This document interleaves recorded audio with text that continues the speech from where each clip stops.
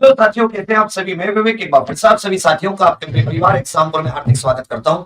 हम हैं एग्जाम्पल कलम से क्रांति। साथियों, आप सभी के लिए एक बहुत अच्छी अपॉर्चुनिटी आई है। जो इसके लिए एलिजिबल है वो इस बात को बहुत अच्छे से सुने। एक रेलवे में एक एंट्री होती है जिससे अप्रेंटिस कहते हैं, एक तरीके की इंटर्नशिप आप इसे मान सकते हैं। इसे करने के बाद में जो रेलवे की जॉब्स होती है उसमें कुछ आरक्षण इनके लिए रहता है, कुछ सीटें रिजर्व रहती है। दूसरी चीज, जो बाकी संस्थान है अन्य उस फील्ड से जुड़े हुए, उनमें भी नौकरी की संभावना काफी रहती है। तो ये रेलवे रिक्रूटमेंट सेल है आरआरसी उत्तरी railway, northern railway, Lajpat Nagar, नई दिल्ली, www.rrcnr.org।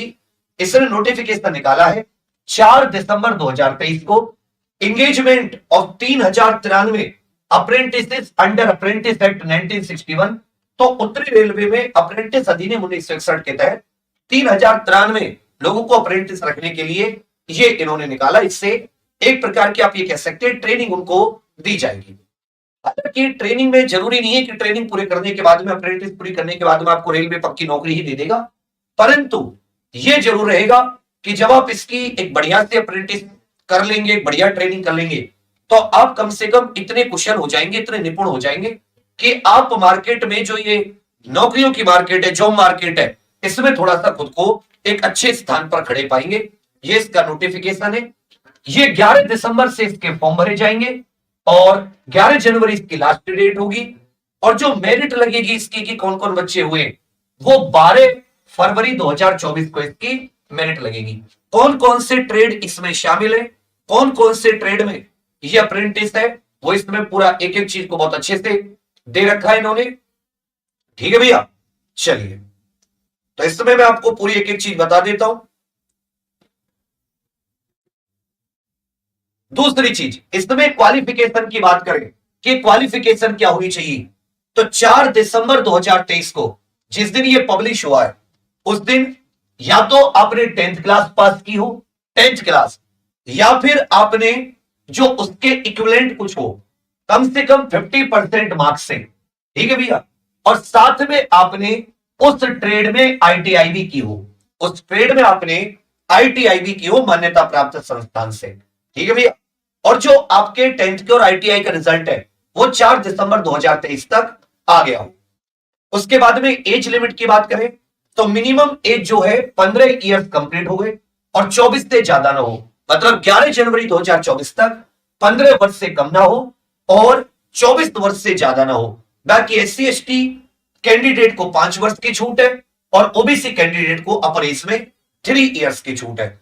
जो दिव्यांग व्यक्ति हैं उन्हें अपर एज में 10 ईयर्स की छूट इसमें प्राप्त है। एक्स सर्विसमैन इत्यादि को भी इसमें छूट प्राप्त है। ठीक है भैया, चलिए उसके बाद में फीस की बात करें, फॉर्म को भरने में 100 रुपीज फीस लगेगी, 100 रुपए, और ये आपको ऑनलाइन ही सब कुछ फीस वगैरह देनी होगी।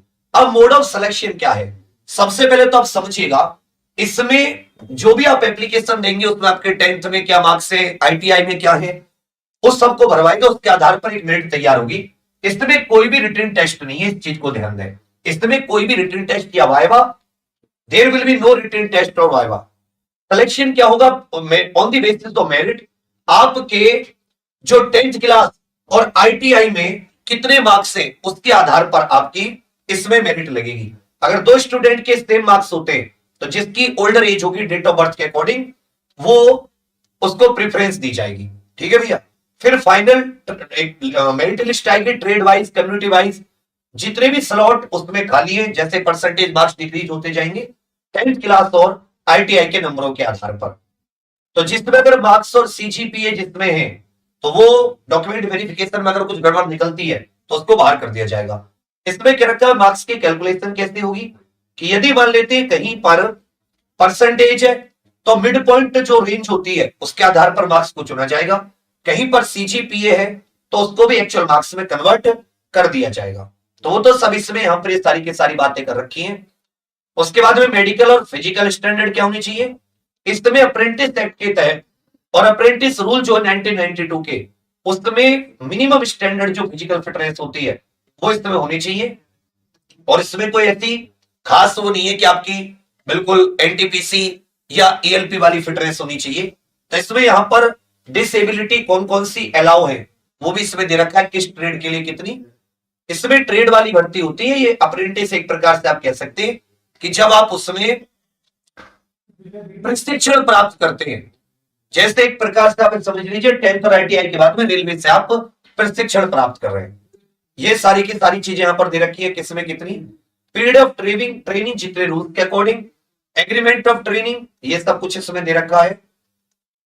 चलिए भैया, जनरल इंस्ट्रक्शन दे रखी है किस प्रकार से, और बहुत सारे लोग इसे भरते हैं, बहुत सारे लोग अप्रेंटिस करते हैं 10th के और ITI के बाद में। ये ऑनलाइन एप्लीकेशन के बारे में इसमें इन्होंने पूरी जानकारी दे रखी है। ये जो नोटिस है वो RRC की वेबसाइट पर अवेलेबल है, जो rrc.nr.aig.org है। इसमें क्या करना है कि सबसे पहले आपको engagement of act apprentice online application पर क्लिक करना है। इंफॉर्मेशन टू कैंडिडेट, जो भी नोटिफिकेशन वगैरह की इंफॉर्मेशन है उसे पढ़ना है, और फिर अच्छे से अपने फॉर्म को बहुत ही ध्यान से आपको भरना है, जो भी इसको भरना चाहते हैं। तो ये आपकी अप्रेंटिस के लिए है, 3093 वैकेंसी है। इसमें यहाँ पे बता रखी है कि किस कैटेगरी में, जो नॉर्थर्न रेलवे के अंदर इसमें कौन कौन सी कैटेगरी है और कौन कौन सी यहाँ पर उसमें वैकेंसी है। सब कुछ नीचे जाओगे 11वें पेज पर, तो इसमें बता रखा है कि कौन सा डिपार्टमेंट, लखनऊ डिवीजन में मैकेनिकल में कितनी, इलेक्ट्रीशियन, फिटर, कारपेंटर। फिर आप देखोगे ब्रिज वर्कशॉप में कितनी है, कैरिज वर्कशॉप में कितनी है। यहां पर इन्होंने पूरी की पूरी बता रखी है। अलग अलग क्लस्टर, दिल्ली में क्या है, अंबाला में कहा कितनी है, पूरी की पूरी एक एक चीज उन्होंने बता रखी है। सब कुछ यहाँ पे आप इसे नोटिफिकेशन को अच्छे से देख सकते हैं। rrc.nr.org इसकी वेबसाइट है। तो ये 3093 10th प्लस ITI और 15 से 24 वर्ष जनरल, SC/ST के लिए 5 वर्ष, OBC के लिए 3 वर्ष, और ये वेबसाइट है। आप इस पर जाकर ये अप्रेंटिस के लिए जिन्होंने 10th और ITI कर रखी है, ये फॉर्म आप लोग भर सकते हैं अपने अपने इंडिविजुअल ट्रेड के अकॉर्डिंग। और भी बहुत सारी कैरियर से संबंधित, नई भर्तियों से संबंधित न्यूज के लिए आप एग्जामपुर इस यूट्यूब चैनल को सब्सक्राइब जरूर कर लें, और एग्जामपुर ऑफिशियल एप्लीकेशन को आप जरूर डाउनलोड कर लें। तो उस पर बढ़िया कंटेंट है, बढ़िया क्लासेस चलती है। चलिए, थैंक यू, जय हिंद।